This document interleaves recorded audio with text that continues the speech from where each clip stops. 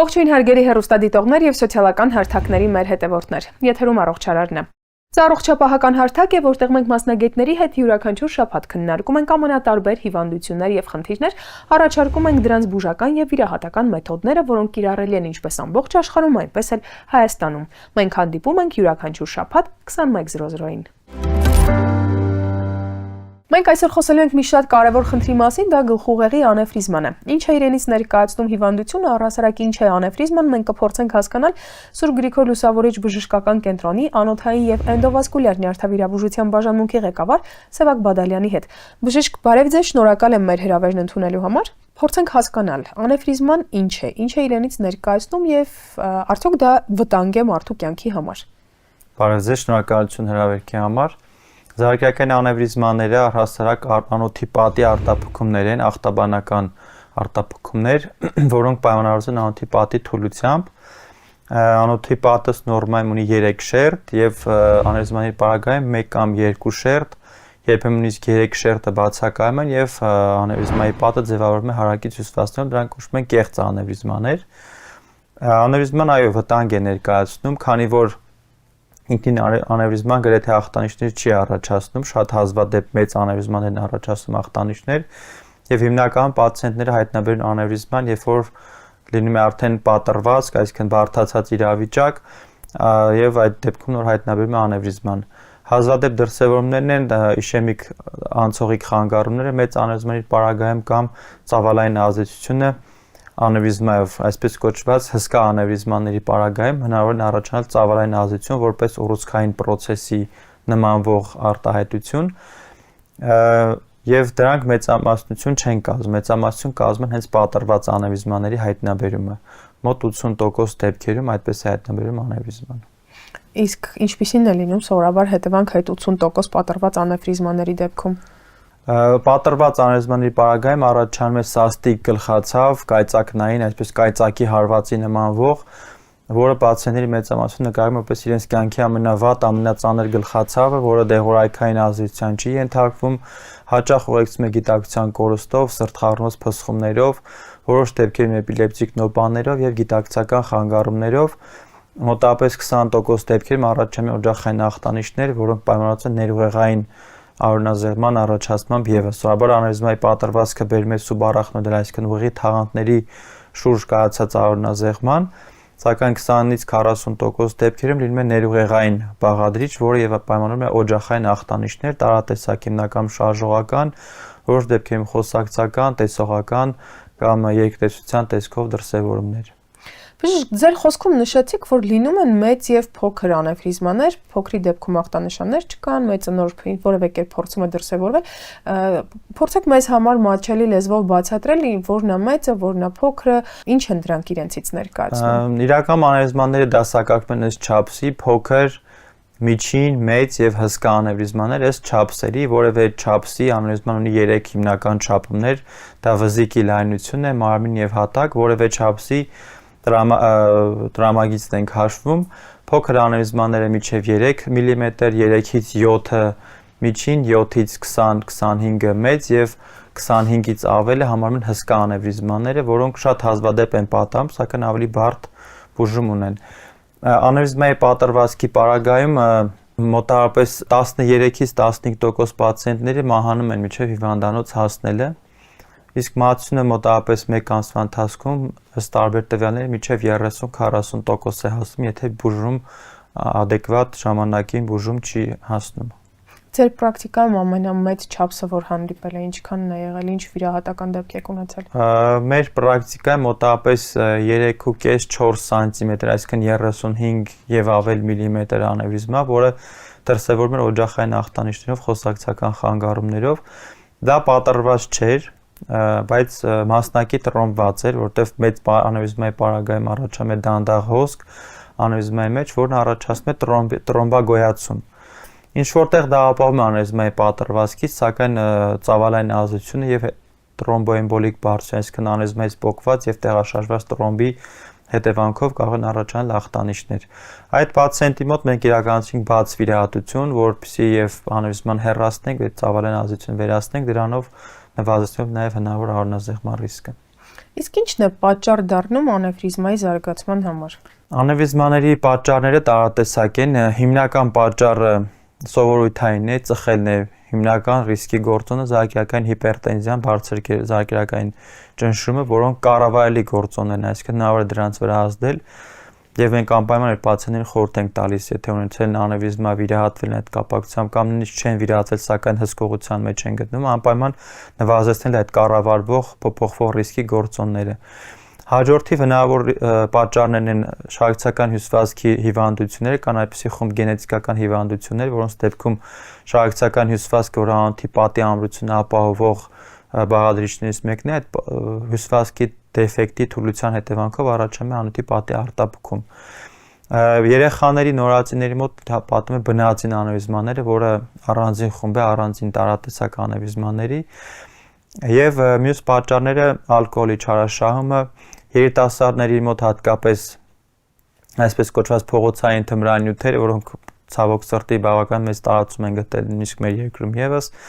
դեղորայքի ազդեցությունը, որոնք ունեն բարձր ճնշում առաջացնելու հատկություն,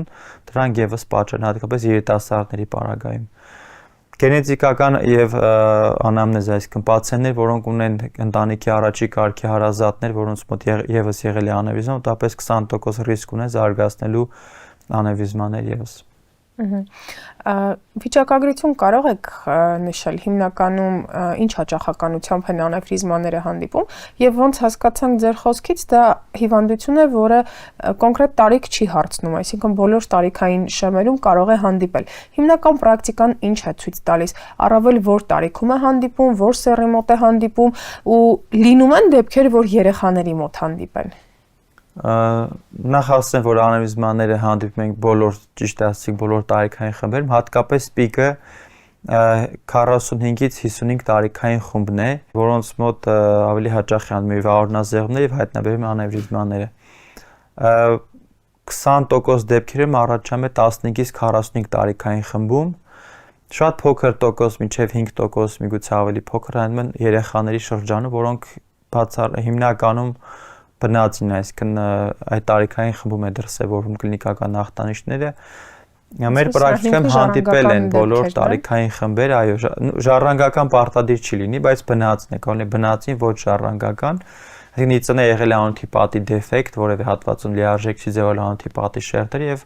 հետագա կյանքի ընթացքում այդ վաղ տարիքային խմբում առաջանում է անտիպատի արտապքում։ Ցավոք սրտի հիմնական պատրվազքի տեսքով են դրսևորվել։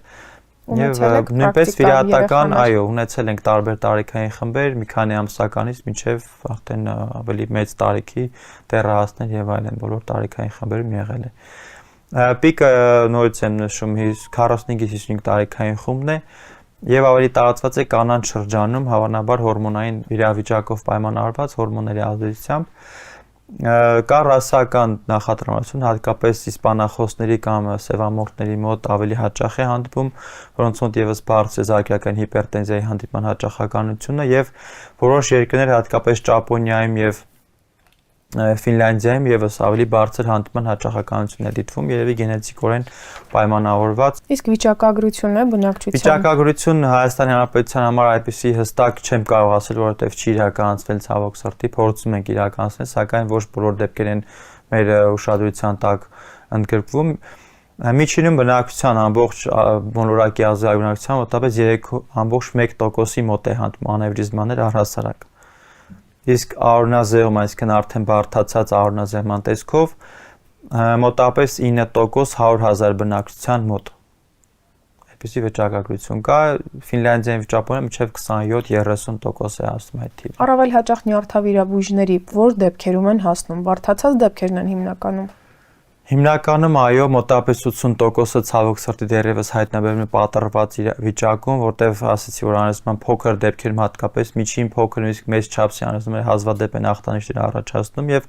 առաջին դրսևորումը, առաջին հայտնաբերումը լինում է պատրվածքը, արդեն կայացած արյունազեղումը, որոշ դեպքերում բարդացած այլ հետևանքներով։ Վերջին տարին հաճախացել են ԿՏ, MRT հետազոտության իրականացումը, որոշ դեպքերում պացիենտներն իրենք իրականացնում կամ բժիշկների կողմից ավելի հաճախ իրականացում եւ չպատրված անևրիզմաների քանակը աշճանաբար ավելանում է, որը ողջունելի է։ Լավ, տեսեք նշում եք մի շատ կարևոր խնդիր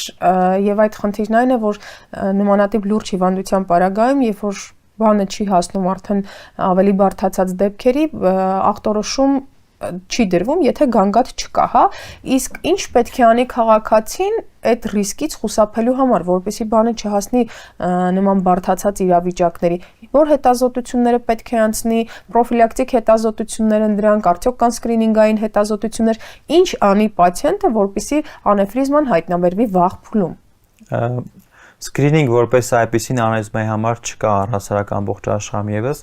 պրոֆիլակտիկ հետազոտություններ վաղ հայտնաբերումներ իրականացվում են միայն ռիսկի խմբում։ Պացիենտներ, որոնք ունեն նշված շարքական հյուսվածքային հիվանդությունները, պոլիկիստոզ երիկամային հիվանդություն, մարֆանի համախտանիշ կամ Էլերս-Դանլոսի համախտանիշ, այդ խմբին է ցուցված, կա բնածին հիվանդություն, որոնք շարքական հյուսվածքի հիվանդություններ են, որոնց դեպքում նշեցի, որ ռիսկը մեծանում է զարգերակային անեզման առաջացման։ Մյուս խումբը գենետիկական, իսկ թե ընտանիքի անդամների մոտ հատկապես 2 հոգու մոտ կա անեզմա,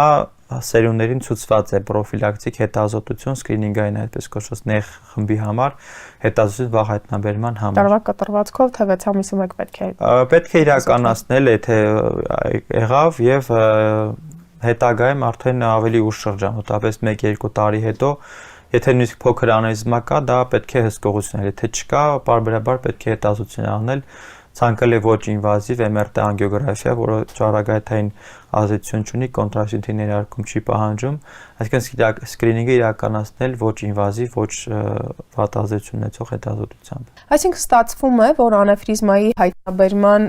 գործիքային միակ հետազոտությունը MRT-ն է համարվում։ Անեֆրիզմայի հայտնաբերման համար կիրառել է ինչպես կատեն, այնպես էլ MRT-ն, MRT-ն ավելի սկրինինգային հետազոտություն կարելի է դիտարկել։ Հիմնական առնազեղումն է, եթե պացիենտը ներկայում է առնազեղմամբ, հիմնական հետազոտությունը կատե հետազոտությունն է, այնուհետև կատարում է կատե անգիոգրաֆիա, այսինքն կոնտրաստի ներարկմամբ հետազոտություն, որ հայտնաբերում անթային պատկերը, անթային անատոմիան, եւ անեզմայի գոյությունը հաստատվում է այդպես. առնազեղմը կատեով, կատե անգիոգրաֆիայով անեզմայի առկայությունը, MRT-ը նույնպես կարելի է իրականացնել եւ առնազեղման հայտնաբերման եւ անեզմայի հայտնաբերման համար, սակայն բուժման մեթոդի ընտրությունը հիմնականում իրականացվում է ցերեբրալ անգիոգրաֆիայով արդեն ինվազիվ հետազոտություն է, այդ հետազոտության միջոցով հստակ որոշում է անեզմայի չափսերը, ձևը, անհարթություններ կան հատակին, թե ոչ ճյուղերը հարակից ինչպես են դուրս գալիս, երբեմն անեզմայի պատից են դուրս գալիս, վզիկից կամ մարմնից, այսինքն բուժման մեթոդի ընտրությունը իրականացվում են հիմնականում եւ բացառապես հենց ցերեբրալ անգիոգրաֆիայի օգնությամբ։ Իսկ անեֆրիզմաները մարդու կենսակերպի վրա ինչ-որ կերպ ազդեցություն թողնում են, թեկուզ հետվիրահատական process-ում, նյարդաբանական դեֆիցիտներ, խանգարումներ, թե դրանք ամբողջությամբ վերահսկելի են դառնում հետվիրահատական process-ում։ Այստեղ պետք է տարբերակել երկու խումբ պացիենտներ, որոնք ունեցել են առնազեղմ եւ վիրահատվել են, եւ պացիենտներ, որոնց հայտնվել է անեզմն առանց առնազեղման։ Երկրորդ խմբի պացիենտների մոտ հետվիրահատական ընթացքը եւ բարձր ռիսկը անհամեմատ ավելի ցածր է։ Մոտավորապես մինչև 5%, եթե դիտարկենք բոլոր հնարավոր բարձրները վիրահատական, հետվիրահատական, որոշակի հաշմանդամությամբ, ծանր հաշմանդամության մահվան ռիսկը մոտավորապես 1-2% է հետվիրահատական։ Իսկ պատրված անեվրիզմաների դեպքում բնականաբար եւ վիրահատական բարձրների եւ հետվիրահատական ընթացքը ավելի բարդ է լինում եւ մոտավորապես 10-15% է հետևանքներով մնում, հատկապես ծանր առնազեղումների դեպքում ավելի մեծ է այդ ռիսկը հետվիրահատական հաշմանդամության եւ բարդությունների եւ պետք է նշել, որ վիրահատության հասնում են ոչ բոլոր պացիենտները։ Պացիենտներ կան, որոնք առնազեղման հետևանքով գտնվում են ծանր վիճակում, կոմատոզ վիճակում, նրանց նպատակարար չի իրականացնել վիրահատություն։ Այսինքն վիրահատվում են ավելի բարենպաստ վիճակում գտնվող պացիենտները, սակայն ավելի բարձր հետվիրահատական ռիսկեր եւ հետևանքներ ունենում, քան չպատրված անեվրիզմաներով պացիենտները։ Տարատեսակ խանգարումներով, շարժողական, խոսակցական, որոշ դեպքերում պահանջում է մշտական խնամք, այսինքն խնամք պահանջող պացիենտներ են ունենում հետվիրահատական։ Այսինքն այս խնդիրը բացառապես վիրահատական մեթոդ է պահանջում։ Այո, բացառությամբ փոքր անեվրիզմաներ, որոնք պահանջում են դինամիկ հսկողություն, 6 ամիս, 1 տարի կտրվածքով, մնացած դեպքերում անեվրիզման չունի դեղորայքային բուժում։ Անեզմայի աճի, հետագա զարգացման կամ կրկնվելու ռիսկը նվազեցնում են ռիսկի գործոնների կառավարումը, չծխել, զարկերակային ճնշման կարգավորում, հոլեստերինի կարգավորում, ալկոհոլի չարաշահումից խուսափում, դեղորայքների ոչ ցանկալի դեղորայքների ընդունում, դրանք ուղղակի ռիսկի գործոններ են կառավարում, բայց անևրիզմա որպես այդպեսին ինքը կամ վիրահատական պաթոլոգիա է կամ ուղղակի դինամիկ հսկողություն պահանջող դեղորայքով անհնար է վերացնել անևրիզմայի գոյությունը։ Իսկ վիրահատությունն ինչպես է ընթանում, հատուկ մեթոդներ են, հատուկ տեխնոլոգիա են կամ սարքավորումների հագեցվածություն է պահանջում, ձեր թիմը վիրահատական ինչ գործողություններ է իրականացնում։ Անևրիզմայի բուժման երկու մեծ խումբ կա, ներանոթային, որը համատաբար ավելի երիտասարդ ճյուղ է վիրահատական անևրիզմայի բուժման, ներանոթային ճանապարհը մոտավորապես 30 տարի որ ամբողջ աշխարհում գործում է, մեր երկրում մոտավորապես արդեն 15 տարի որ գործում է այդ մեթոդը։ Մյուս մեթոդը ավելի վաղ պատմություն ունեցող բաց վիրահատական մեթոդն է, կլիպավորում է կոչվում։ Մեր կլինիկայում, մեր բաժանմունքում իրականացում է երկու եղանակներ, կարող ասել միակ բաժանմունքն է, որտեղ նույն թիմի կողմից իրականացում է եւ ներանոթային եւ բաց վիրահատություն։ Այստեղ մենք չենք կարճում, որ մեթոդով մենք կարող ենք վիրահատել կամ որ մեթոդն է ավելի հեշտ եւ այլն, կիրառում է այն մեթոդը, որը որ տվյալ պացիենտի տվյալ անևրիզմային ավելի շատ օգուտ կբերի, այսինքն ավելի քիչ ռիսկերով կվիրահատի եւ ավելի երկարատև արդյունք կապահովի։ Հիմնական հետազոտությունները ցույց են տվել, որ կլիպավորված վիրահատությունը ավելի համատաբար ավելի ռիսկերը ներվիրահատական հետ վիրահատական մեծ են, սակայն դա ռադիկալ մեթոդ է բուժման, այսինքն երկարատև կտրվածքով շարունակական աճի, մեծացման կամ կրկնակի վիրահատության հնարավորությունը ավելի ցածր է, մոտավորապես մինչև 1%, ներանոթային ճանապարհի դեպքում մինչև 10-15% հավանականություն կար վիրահատությունից հետո կարիք կլինի եւս մեկ վիրահատություն շարունակական աճի մեծացման պայմանավորված։ Շնորհակալ եմ շատ հետաքրքիր զրույցի համար եւ կարեւոր տեղեկության համար, իսկ ես հարգելի հեռուստադիտողներ հիշեցնեմ, որ մենք խոսում ենք մի շատ կարեւոր խնդրի մասին, որը զարկերակի անևրիզման է, իսկ զրուցում ենք Սուրբ Գրիգոր Լուսավորիչ բժշկական կենտրոնի անոթային եւ էնդովասկուլյար նյարդավիրաբուժության բաժանմունքի ղեկավար Սևակ Բոդալյանի հետ։ Այսպիսին էր առողջարարն այս շաբաթ, հետևեք մեզ, որ լինեք տեղեկացված եւ պաշտպանված։ Ցտեսություն։